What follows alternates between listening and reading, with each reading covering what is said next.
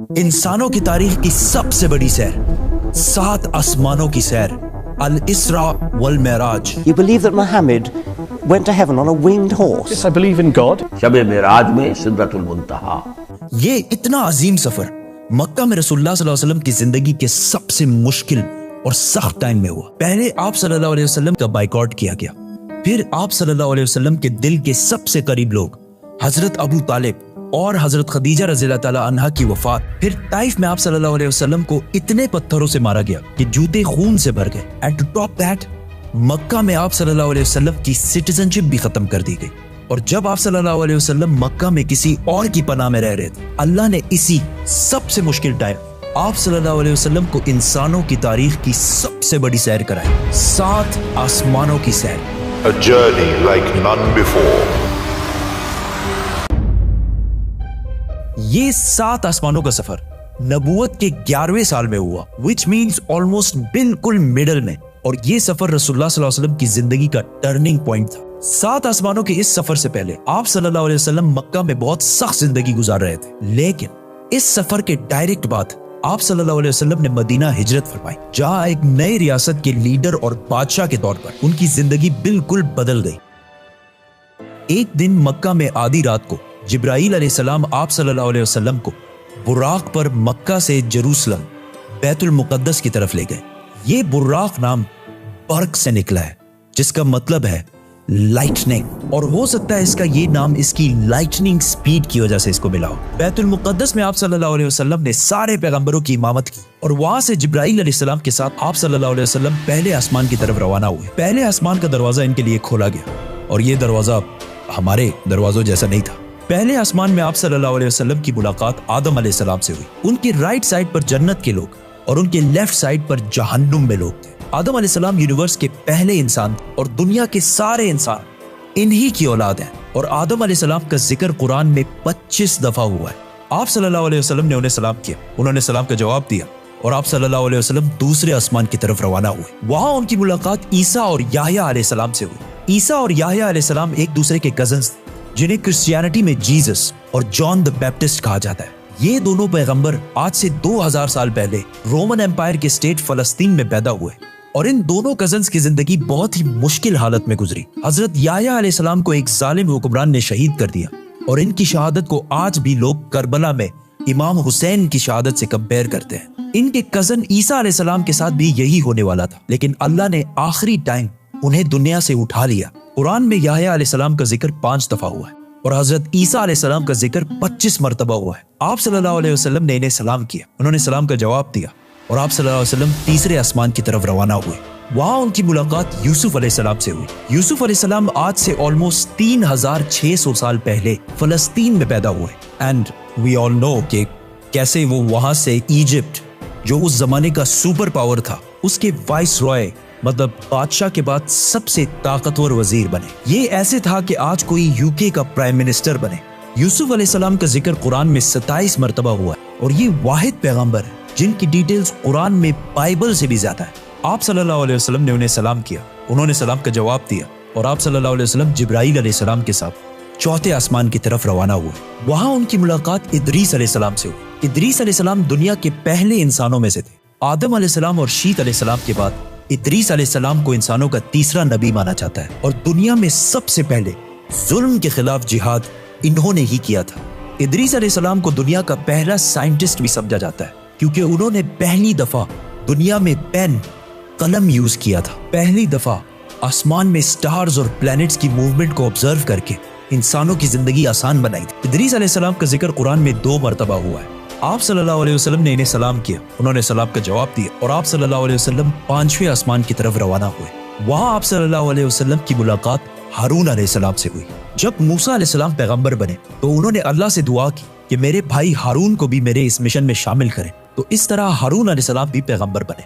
मूसा अलैहिस्सलाम ने हारून अलैहिस्सलाम को सिर्फ इसलिए चूज नहीं किया कि वो उनके भाई थे, बल्कि इसलिए क्योंकि हारून अलैहिस्सलाम बनी इसराइल के सबसे बड़े स्कॉलर्स में से थे। मूसा अलैहिस्सलाम बचपन से फिरौन के घर में पले बड़े थे, जिसकी वजह से उन्हें बनी इसराइल की किताबों और स्क्रिप्चर्स का इतना इल्म नहीं था। तो उन्हें एक ऐसे शख्स की जरूरत थी जिसके पास इन सारी चीजों का इल्म हो, और वो थे हारून अलैहिस्सलाम। और आज तक यहूदियों में سب سے زیادہ اسکالرز ہارون علیہ السلام کی اولاد میں سے ہیں، جس کی وجہ سے ہارون علیہ السلام کی اولاد کو یہودیوں میں ایک اسپیشل سٹیٹس حاصل ہے، جس طرح اسلام میں سیدوں کو حاصل ہے۔ ہارون علیہ السلام کا ذکر قرآن میں 20 مرتبہ ہوا ہے۔ آپ صلی اللہ علیہ وسلم نے انہیں سلام کیا، انہوں نے سلام کا جواب دیا اور آپ صلی اللہ علیہ وسلم چھٹے آسمان کی طرف روانہ ہوئے۔ وہاں آپ صلی اللہ علیہ وسلم کی ملاقات ایک ایسے پیغمبر سے ہوئی جن کا ذکر قرآن میں سب سے زیادہ کیا گیا ہے، 136 ٹائمز، کیونکہ موسیٰ علیہ السلام کی سٹوری کو آج تک دنیا کی سب سے زیادہ انٹرسٹنگ اور آؤٹ اسٹینڈنگ سٹوری سمجھا جاتا ہے، اور آج بھی بکس، کامکس اور ایون ہالی ووڈ کی سب سے بڑی فلمز موسیٰ علیہ السلام کی سٹوری سے کہیں نہ کہیں انسپائرڈ ہوتی ہیں، جیسے کہ Superman, Harry Potter and many others. یہ سارے سٹوریز بلینز آف ڈالرز کما چکے ہیں۔ And I was like, come on, this is Musa alayhi salam's story. ہوا ایسے کہ جب یوسف علیہ السلام مصر کے پرائم منسٹر بنے تو انہوں نے اپنے 11 بھائیوں کو بھی ایجپٹ میں آباد کیا، اور کافی جنریشنز تک وہ ادھر ہی رہے، اور آہستہ آہستہ وہ ایجپٹ کے سب سے اسٹرانگ اور رچ کمیونٹی بنے ایز یوزول۔ لیکن یہ دیکھ کر مصر کے لوگ ان سے ڈرنے لگے اور انہوں نے بنی اسرائیل پر ظلم کرنا شروع کیا، اور آخر سارے یہودیوں کو غلام بنا دیا، اور بنی اسرائیل مصر والوں کے 400 سال تک غلام رہے، جس میں انہوں نے ان پر بہت ظلم کیے۔ آخر 400 سال بعد موسیٰ علیہ السلام کے ذریعے اللہ نے بنی اسرائیل کو فرعون کی غلامی سے نکال دیا۔ وہاں سے آپ صلی اللہ علیہ وسلم 7ویں اور آخری آسمان پہنچے، جہاں ان کی ملاقات ان کی great great great grand father سے ہوئی، حضرت ابراہیم علیہ السلام۔ پچھلے ہزاروں سال سے دنیا کے سب سے بڑے ریلیجنز ابراہیمک ریلیجنز رہے ہیں، اور آج بھی دنیا کی 60% آبادی انہی ابراہیمک ریلیجنز کو فالو کرتی ہے، اور ہر دن 5 وقت کی نمازوں میں مسلمان ابراہیم علیہ السلام کے لیے اسپیشل دعا کرتے ہیں۔ اس کے بعد آپ صلی اللہ علیہ وسلم سدرۃ المنتہا کے پاس پہنچے۔ وہاں آپ صلی اللہ علیہ وسلم کو بیت المعمور دکھایا گیا، جس کا ہر دن 70,000 نئے فرشتے طواف کرتے ہیں۔ سدرۃ المنتہا آخری باؤنڈری ہے، وہ آخری حد ہے، مخلوق کوئی اس سے آگے نہیں جا سکتی۔ لیکن رسول اللہ صلی اللہ علیہ وسلم کو اجازت تھی، اسی لیے وہ جبرائیل علیہ السلام کو چھوڑ کر اکیلے آگے بڑھے اور اللہ کے دربار میں حاضر ہوئے۔ آپ صلی اللہ علیہ وسلم سے بعد میں صحابہ نے پوچھا کہ کیا آپ نے اندر اللہ کو دیکھا؟ تو آپ صلی اللہ علیہ وسلم نے کہا کہ میں کیسے دیکھتا، وہاں نور، لائٹ کا پردہ تھا۔ یہاں اس اتنے عظیم سفر کا اصلی مقصد ظاہر ہوا۔ یہاں اسلام کا سب سے بڑا حکم مسلمانوں پر فرض ہوا، نماز، جو پچھلے 1400 سال سے پورے دنیا کے کونے کونے میں ادا ہو رہی ہے۔ اس سے پہلے نماز فرض نہیں ہوئی کیونکہ مکہ میں مسجد بنانا امپاسبل تھا، لیکن آسمانوں کے اس سفر کے بعد مسلمانوں نے مدینہ کی طرف ہجرت کی اور وہاں اسلام کی پہلی مسجد بنائی، اور اسی نماز کی وجہ سے مدینہ میں ایک ایسی ڈسپلنڈ اور مضبوط کمیونٹی بنی جس نے آگے جا کے کچھ ہی سالوں میں رومن اور پرشین ایمپائر، 2 بڑی سپر پاورز کو فتح کر لیا۔ اس وقت آپ صلی اللہ علیہ وسلم پر 50 نمازیں فرض ہوئی۔ جیسے ہی آپ صلی اللہ علیہ وسلم وہاں سے روانہ ہوئے، ان کی ملاقات موسیٰ علیہ السلام سے ہوئی۔ موسیٰ علیہ السلام نے ان سے کہا کہ آپ کی امت 50 نمازیں کبھی بھی ادا نہیں کر سکتی، تو آپ اللہ کے دربار میں واپس جائیں اور ان سے اسے کم کرنے کی ریکویسٹ کریں۔ صحیح بخاری میں ہے کہ رسول اللہ صلی اللہ علیہ وسلم واپس گئے اور اللہ سے ریکویسٹ کی، جس پر اللہ نے نمازیں 50 سے کم کر کے 40 کر دی۔ آپ صلی اللہ علیہ وسلم واپس موسیٰ علیہ السلام کے پاس گئے تو انہوں نے کہا کہ 40 بھی امپاسبل ہے، واپس جا کر اللہ سے ریکویسٹ کریں کہ وہ 40 سے بھی کم کریں، اور اس طرح تھوڑا آنا جانا چلتا رہا اور آخر نمازیں 5 پر فکس ہوئی۔ لیکن موسیٰ علیہ السلام نے پھر آپ صلی اللہ علیہ وسلم کو کہا کہ آپ کی امت 5 نمازیں بھی دن میں ادا نہیں کر سکتی، لیکن آپ صلی اللہ علیہ وسلم نے کہا کہ اس کے بعد اللہ سے نمازیں اور کم کرنے میں مجھے شرم آتی ہے، میں 5 نمازوں پر راضی ہوں۔ آپ صلی اللہ علیہ وسلم کو اس سفر میں جنت، دوزخ اور گنہگار لوگوں کی سزائیں سب دکھائی گئی۔ آخر آپ صلی اللہ علیہ وسلم جروسلم واپس بیت المقدس پہنچے اور وہاں سے واپس مکہ کی طرف روانہ ہوئے۔ راستے میں انہیں ایک قافلہ دیکھا جن کا ایک اونٹ ان سے بھاگ گیا تھا۔ جیسے ہی آپ صلی اللہ علیہ وسلم واپس مکہ پہنچے تو مکہ والے سارے سو رہے تھے، which means یہ سارا کچھ آپ صلی اللہ علیہ وسلم نے ایک ہی رات میں کیا تھا۔ اب یہ کیسے پاسبل ہے؟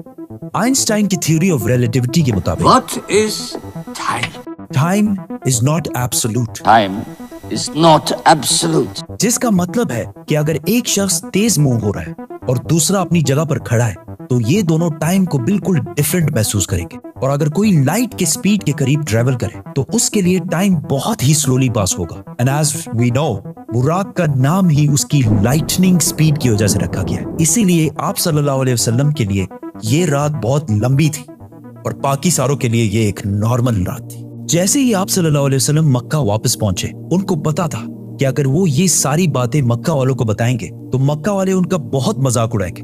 लेकिन आप सल्लल्लाहु अलैहि वसल्लम ने सारों को क्लियरली कंप्लीट स्टोरी सुना दी, जिसकी वजह से मक्का वालों ने उनका बहुत मजाक उड़ाया और आप सल्लल्लाहु अलैहि वसल्लम से बैतुल मुक़द्दस के बारे में क्वेश्चंस पूछने लगे, क्योंकि उनको पता था कि इससे पहले आप सल्लल्लाहु अलैहि वसल्लम बैतुल मुक़द्दस कभी भी नहीं गए। लेकिन उसी टाइम आप सल्लल्लाहु अलैहि वसल्लम की मेमोरी को और स्ट्रॉन्ग करने के लिए अल्लाह ने बैतुल मुक़द्दस को आप सल्लल्लाहु अलैहि वसल्लम के सामने पेश किया, इसी तरह जिस तरह आप इस टाइम ये वीडियो देख रहे हैं। मक्का वाले आप सल्लल्लाहु अलैहि वसल्लम से बैतुल मुक़द्दस के बारे में पूछते रहे और आप सल्लल्लाहु अलैहि वसल्लम उनके हर बात का जवाब देते रहे, जिससे वो सारे बिल्कुल शॉक हो गए। आप सल्लल्लाहु अलैहि वसल्लम ने उन्हें उस काफले का भी बताया जिसका ऊंट भाग गया था और उसके थोड़ी ही देर बाद वो काफला भी पहुंच गया, और उन्होंने कहा कि ये सब कुछ सच है, जिससे मक्का वाले और भी शॉक हो गए। लेकिन ये ऐसा वाकया है कि जिसे आज भी और उस जमाने में भी मानना बहुत ही मुश्किल था, जिसकी वजह से कुछ कमजोर ईमान वाले मुसलमान भी इस्लाम से फिर गए और आप सल्लल्लाहु अलैहि वसल्लम के दोस्त जिन्होंने आप सल्लल्लाहु अलैहि वसल्लम को पनाह दी थी, उन्होंने भी आप सल्लल्लाहु अलैहि वसल्लम की बात नहीं मानी। लेकिन जब अबू बकर रज़ियल्लाहु ताला अन्हु को इसका पता चला तो उन्होंने कहा कि अगर रसूलुल्लाह सल्लल्लाहु अलैहि वसल्लम ने कहा है तो ये यकीनन बिल्कुल सच बात होगी, जिस पर उनका नाम उस दिन से अबू बकर सदीक पड़ा। ये सफर कोई मामूली सफर नहीं था, बल्कि इसने इस्लाम की सख्त दिन खत्म करके इस्लाम के उरूज के दिन शुरू किए, और इससे अगले ही साल मदीना से 72 लोग आप सल्लल्लाहु अलैहि वसल्लम को अपने बादशाह और लीडर के तौर पर मक्का से मदीना की तरफ ले जाने के लिए आए। सब्सक्राइब।